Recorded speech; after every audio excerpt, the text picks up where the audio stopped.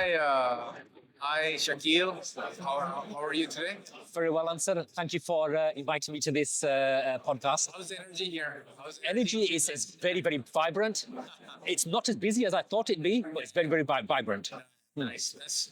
Hopefully tomorrow. We are expecting a huge crowd Yeah. over here. So Shakeel, we have been in touch for some time now, and you have been in the industry for a few years. In the Middle East, I think how many 8 years. 8 years. Yeah.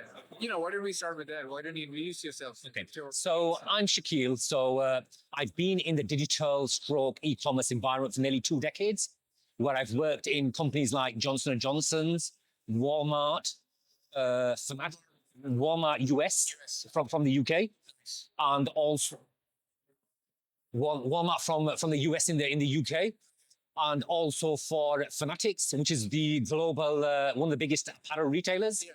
And then I moved to Emirates Airlines, where I was working for their. So you came to. That's how I came to Dubai, Emirates Airlines. Then from there, I moved to Shaloub, and now I'm in Sheriff Retail, where I've been working and empowering their e-commerce, their digital journeys, and customer journeys. Segue into that Perfect.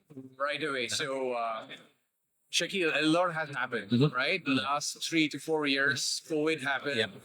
The way we do shopping, the way we interact with our customers, there are challenges. Yes. Right? So, as a digital retailing Yep. guy, what are the few challenges that you have faced, and a few things that you have cracked and worked out really well? You want to throw some light on that? Perfect. So, just for context, I believe the Middle East is probably 10 years behind Europe when it comes to the digital experience. Well, it used to be. Yeah. Then COVID hit.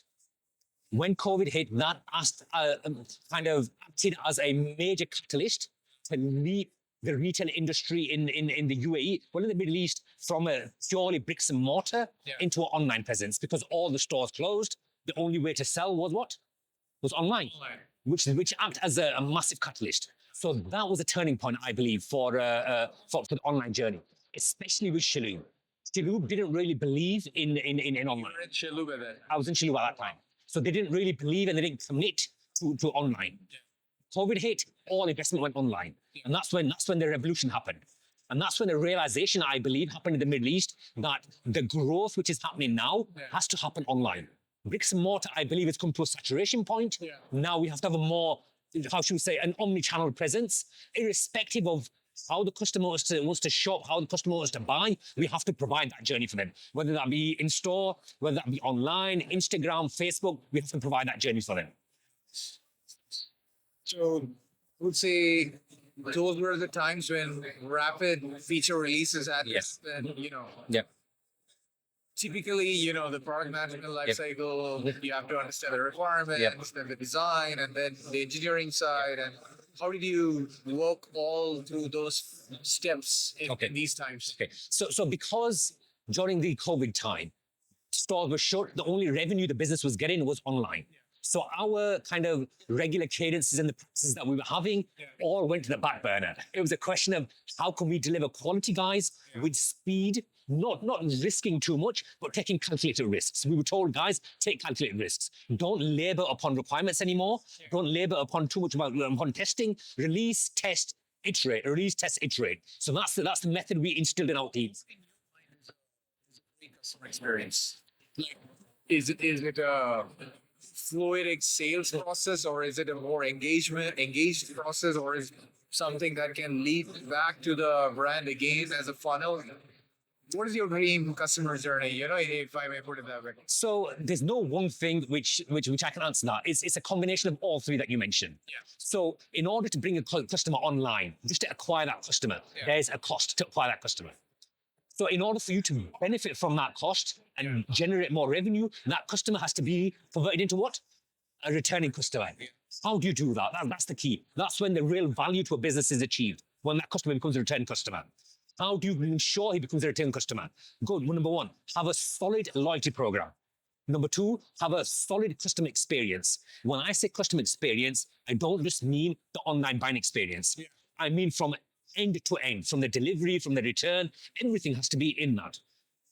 And when we talk about omnichannel, So having that omnichannel experience, omnichannel means different things to different people.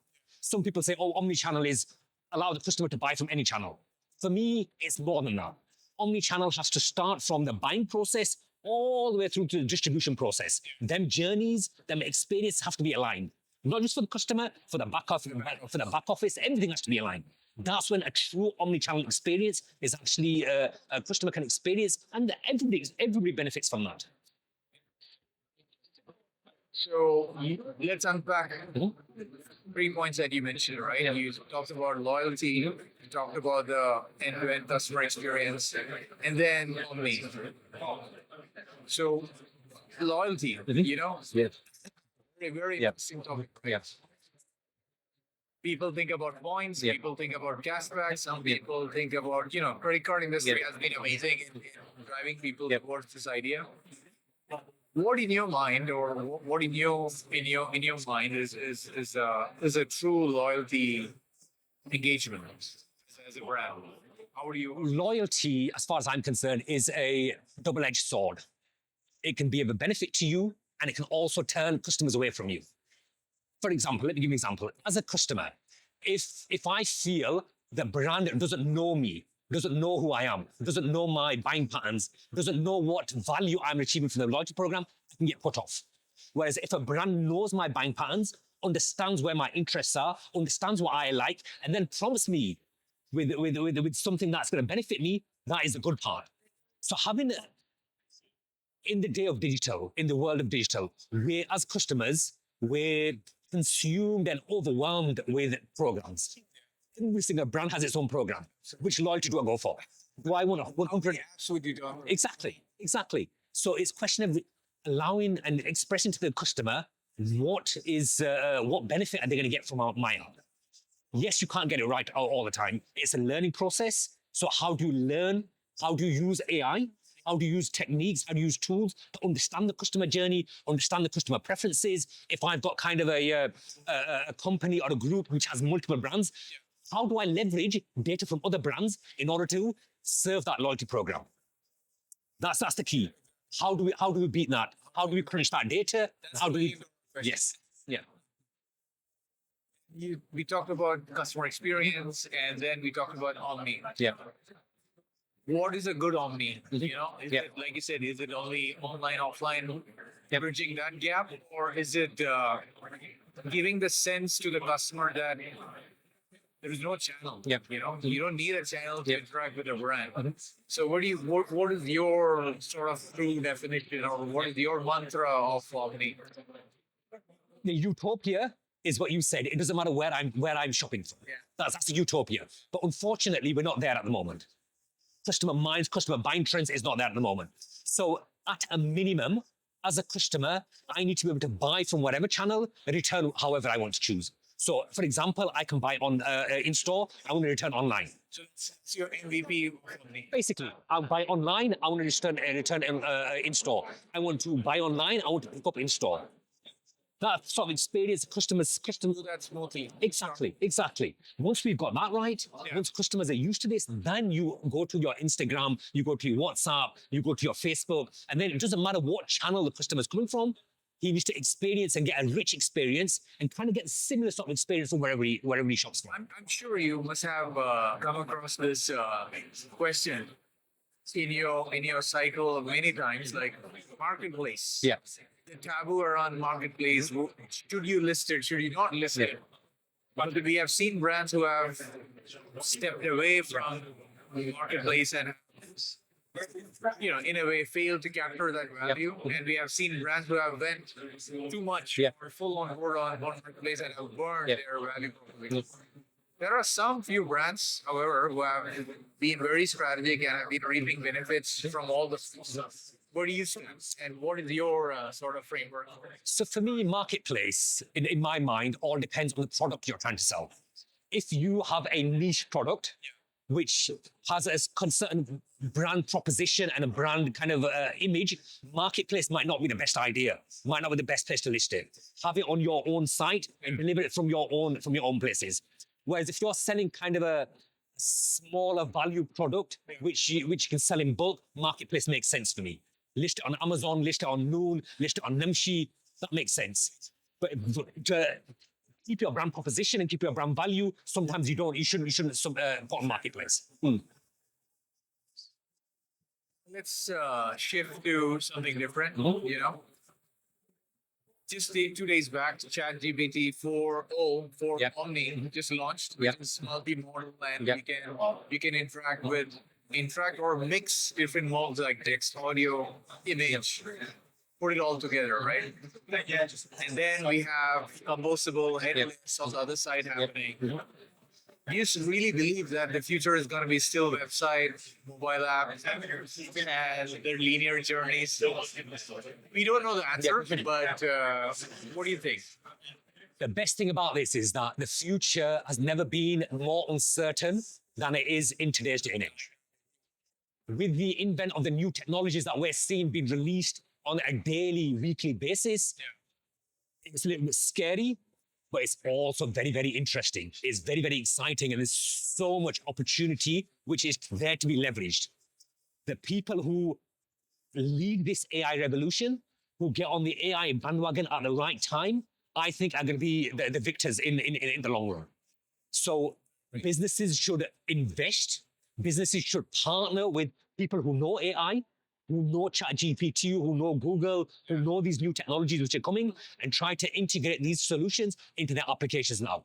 Whether that means through personalization, hyper-personalization, me going to a website, my homepage being different for me, personalized to me, your homepage being personalized to you.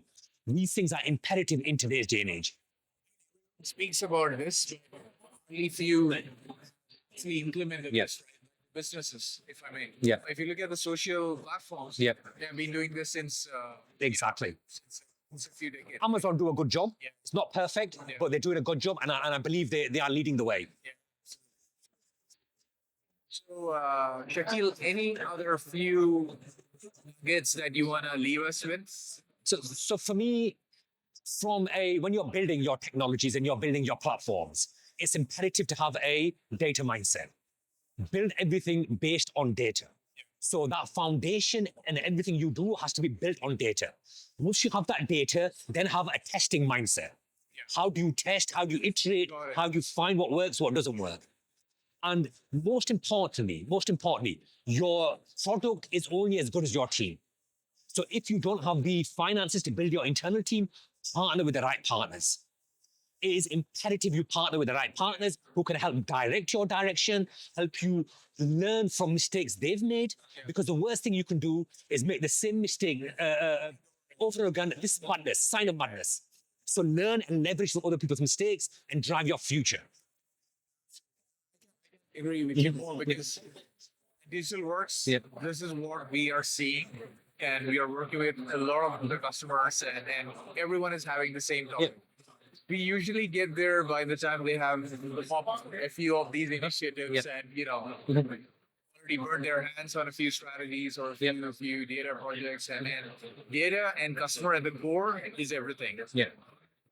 It's the only way for you to be future-proof, 100%. future ready. 100%. No one can be ready to run, but you have to be in a good state to start that process. And the experience is essential. As you mentioned, Digital Works or whatever agency you choose to use, you've got to remember they have vast amounts of experience.